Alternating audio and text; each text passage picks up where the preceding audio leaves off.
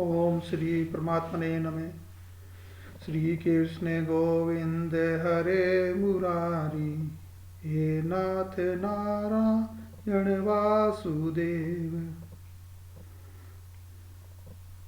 परम पवित्र श्रीमद् भागवत गीता में क्रिया, कर्म और भाव पर विशद विवेचन हुआ है। गीता जी में तीसरे अध्याय के 27वें श्लोक में प्रकृते क्रियमाणानि गुणे कर्माणि सर्वशः अहंकार विमूढ़ात्मा करता है मिति मन्यते। अर्थात इस जड़ प्रकृति में जीवात्मा अहंकार के प्रभाव से मोहग्रस्त होकर अपने आप को समस्त कर्मों का कर्ता मान बैठता है, जबकि वास्तव में वे प्रकृति के तीनों गुणों सत्व, रज और तम द्वारा ही संपन्न किए जाते हैं। व्यक्ति अहंकार के कारण आश्वस्त रहता है कि वह सभी वस्तुओं का कर्ता है, जबकि वह यह भूल जाता है कि शरीर की रचना प्रकृति द्वारा हुई है, जो उस परमेश्वर के अधीन है, या यूं कहें कि परमेश्वर की अध्यक्षता में कार्य कर रही है प्रकृति। व्यक्ति यह नहीं जानता कि अंतोतुगत्वा वह भी उसी प्रकृति के अधीन है और प्रकृति का शासक वो परमेश्वर है। अहंकारवश ऐसा व्यक्ति हर कार्य को स्वतंत्र रूप से करने का श्रेय लेना चाहता है, और यही है उसके अज्ञान का लक्षण। उसे ये ज्ञात नहीं है कि उसके स्थूल और सूक्ष्म शरीर की रचना प्रकृति द्वारा उन्हीं परमेश्वर की अध्यक्षता में की गई है। अतः उसके सारे शारीरिक और मानसिक कार्य उसी परमेश्वर की सेवा में तत्पर होने चाहिए। भगवान श्री कृष्ण को ऋषिकेश भी कहा जाता है, और ऋषिकेश शब्द का अर्थ है इंद्रियों का स्वामी। तो परमेश्वर सबका स्वामी, शरीर की इंद्रियों का स्वामी। इंद्रिय तृप्ति के लिए इंद्रियों का निरंतर उपयोग करते रहने से मनुष्य अहंकार के कारण वस्तुतः मोहग्रस्त रहता है और वो उस परमेश्वर को भूल जाता है। प्रकृति में केवल परिवर्तन रूप क्रिया है, कर्म नहीं है, और चेतन अक्रिय रहता है।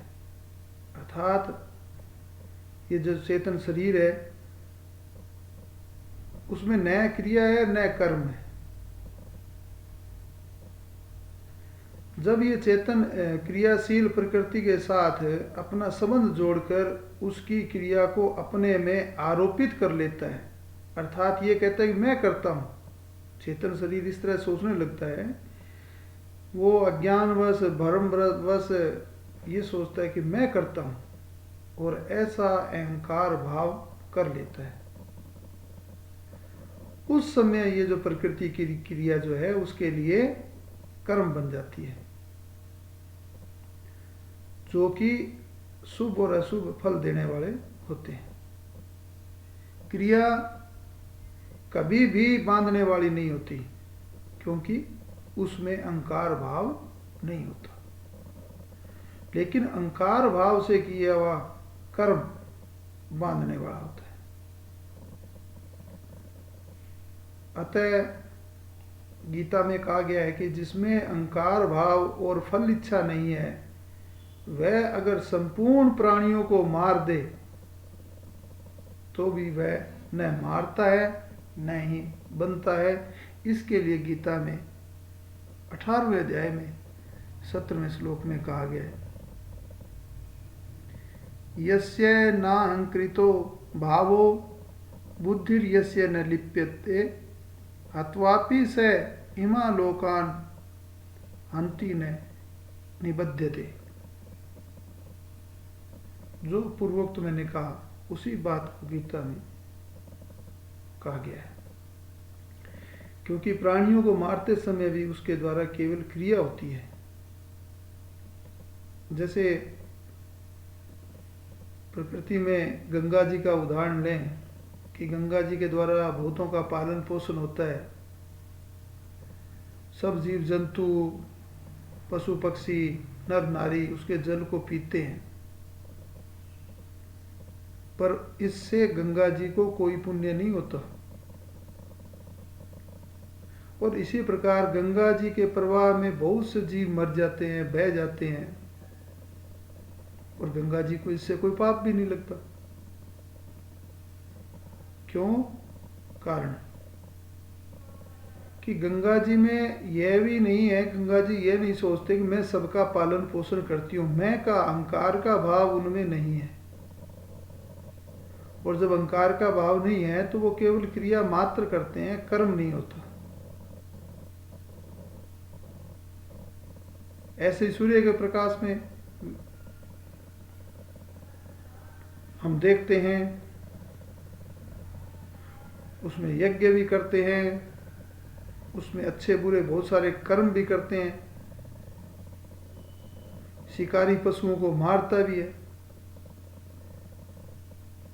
हर तरह के अच्छे बुरे कर्म उसमें करते हैं। लेकिन सूर्य जो है वो पुण्य का भागी नहीं होता, सूर्य पाप का भागी नहीं होता, क्योंकि उसमें अहंकार का भाव नहीं है कि मैं प्रकाश करता हूं तो आप सब कुछ ऐसे कर्म कर सकते हो।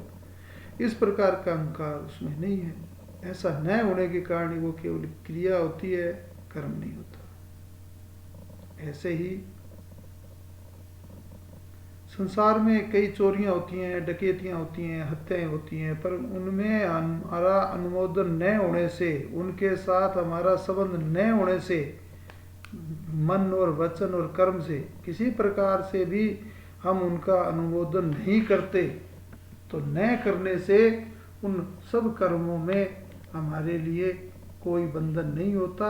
हमारे लिए वो केवल क्रिया मात्र होते हैं, हमें बांधने वाले नहीं होते। इसी प्रकार हमारे शरीर, इंद्रियां, मन आदि के द्वारा जो जो क्रियाएं होती हैं फलजनक नहीं बनती, न वो जन्म मरण देने वाली बनती है, परंतु उन्हीं क्रियाओं के साथ जब हम अपने कर्तापन को, कर्ता भाव को जोड़ लेते हैं और फल की आसक्ति कर लेते हैं, तो वो क्रियाएं हमारे लिए कर्म बन जाती हैं, बंधन कारक बन जाती हैं। मनुष्य बालक से जवान होता है, ये क्रिया मात्र है। शरीर में प्राण, अपान आदि क्रियाएं होती हैं, उनका कोई पाप पुण्य नहीं लगता। इंद्रियों के द्वारा जो स्वतः स्वाभाविक क्रियाएं होती हैं, उनका भी हमें पाप पुण्य नहीं लगता, परंतु जब उन क्रियाओं में हम अपना कर्ता भाव जोड़ लेते हैं, तो वो क्रियाएं हमारे लिए कर्म बन जाती हैं। श्वास लेना एक क्रिया है, लेकिन जब हम प्राणायाम करते हैं तो वो हमारे लिए कर्म बन गया, वो एक फल देने वाली स्थिति में हो गया। वास्तव में सभी क्रियाएं प्रकृति के द्वारा ही होती हैं और प्रकृति में ही होती हैं। सभी क्रियाएं प्रकृति के तीनों गुणों द्वारा ही होती हैं, और सभी क्रियाएं इंद्रियों के द्वारा ही होती हैं। तात्पर्य यह है कि प्रकृति, प्रकृति के कार्य गुण और गुणों के कार्य इंद्रियों के द्वारा क्रिया मात्र हैं, कर्म नहीं। 18वें अध्याय के 14वें श्लोक में कर्मों की सिद्धि में 5 हेतु बताए गए हैं। उनमें जो करता है वह अहंकार से मोहित अंतःकरण वाला है। इसी कर्ता से कर्म का संग्रह बनता है और वो हमारे लिए बंधनकारक कर्म बन जाते हैं। परंतु मनुष्य जहाँ अपने को कर्ता नहीं मानता, अपने में अकर्तापन का अनुभव करता है, वहाँ क्रिया मात्र होती है। यही गीता में बताया गया वास्तविक कर्म योग है कि कर्म योगी में अकर्तापन का भाव सदैव रहता है। कर्ता के भाव के अनुसार ही क्रिया सात्विक, राजस और तामस बन जाती है।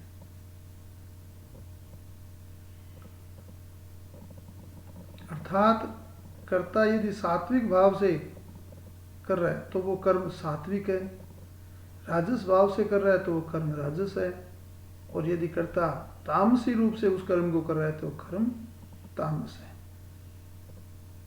पर जब मनुष्य इन तीनों गुणों से अतीत हो जाता है तो फिर उसके लिए वो केवल क्रिया है, कर्म नहीं है। दो व्यक्ति क्रिया कर रहे हैं, एक समान आकार का मार्ग में गड्ढा खोद रहे हैं। समान आकार का है तो वो समान ही कार्य कर रहे हैं, क्रिया कर रहे हैं, लेकिन उस क्रिया में उन दोनों के भाव अलग अलग हैं। उन लौकिक भावों की बात करें तो एक तो ये चाहता है कि मैं इस गड्ढे में पानी भरूंगा तो रास्ते के साथ जाने वाले लोग बाग इसमें जल ग्रहण करेंगे, और दूसरा व्यक्ति जो उसी आकार का गड्ढा खोद रहा है उसका उद्देश्य है जानवरों का शिकार करना।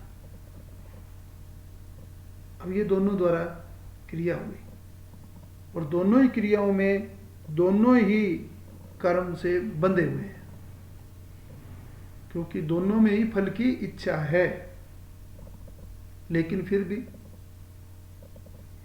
दोनों कर्म अलग अलग भावों के होकर किए जा रहे हैं, तो दोनों का फल भी अलग अलग होगा।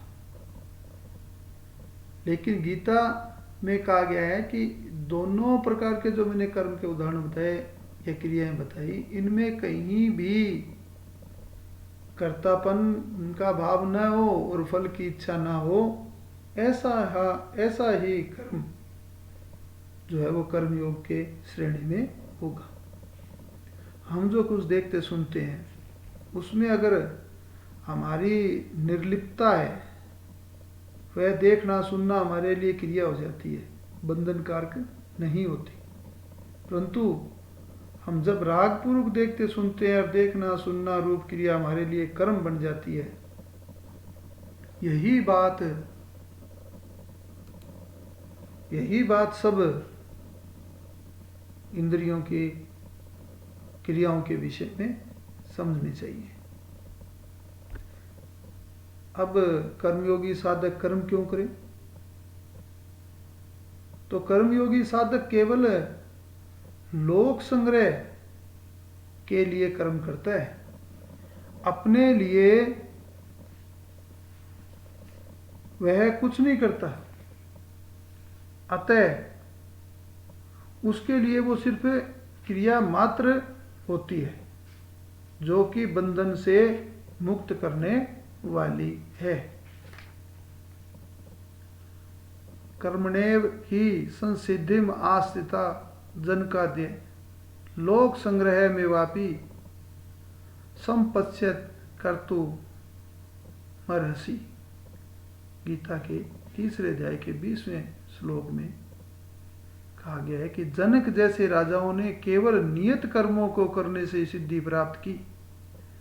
जो प्रकृति द्वारा नियत कर्म है वो ही किए, अतः सामान्य जनों को शिक्षित करने की दृष्टि से अर्जुन को संबोधित करते हुए वो कह रहे हैं कि तुम्हें भी कर्म करना चाहिए। जनक जैसे राजा स्वरूप सिद्ध व्यक्ति थे और वो नियत कर्म यानी वेदों द्वारा अनुमोदित कर्म करने के लिए बाध्य न थे, तो भी वे लोग सामान्य जन के समक्ष आदर्श प्रस्तुत करने के उद्देश्य से सारे नियत कर्म करते रहे।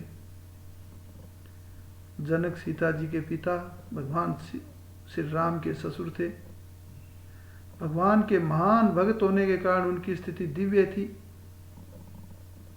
किंतु वे मिथिला के राजा भी थे। अतः उन्हें अपनी प्रजा को यह शिक्षा देनी थी कि कर्तव्य पालन किस प्रकार किया जाता है।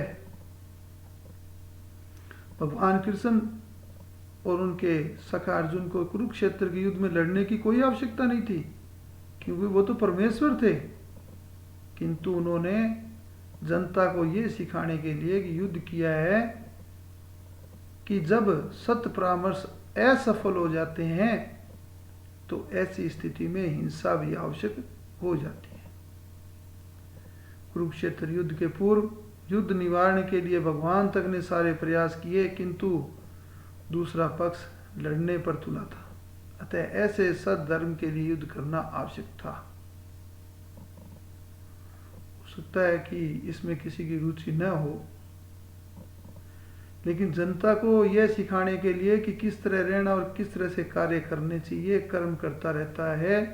भगवान श्री कृष्ण और जनक का उदाहरण देकर मैंने अपनी बात रखनी चाहिए कि उन महापुरुषों ने भी कर्म लोक संग्रहार्थ किया, स्वयं के लिए नहीं किया।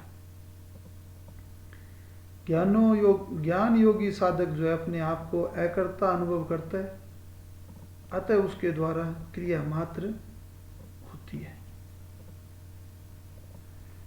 इसी तरह भक्ति योग भी है। तो भक्ति योग में साधक केवल भगवान की प्रसन्नता के लिए ही कर्म करता है। कर्म योगी में निष्काम भाव होने से, ज्ञान योगी में प्रकृति और उसके कार्य की क्रियाओं से अपनी पृथकता का भाव होने से, और भक्ति योग में भगवान की प्रसन्नता का भाव होने से उनके द्वारा क्रिया मात्र होती है, कर्म नहीं होता।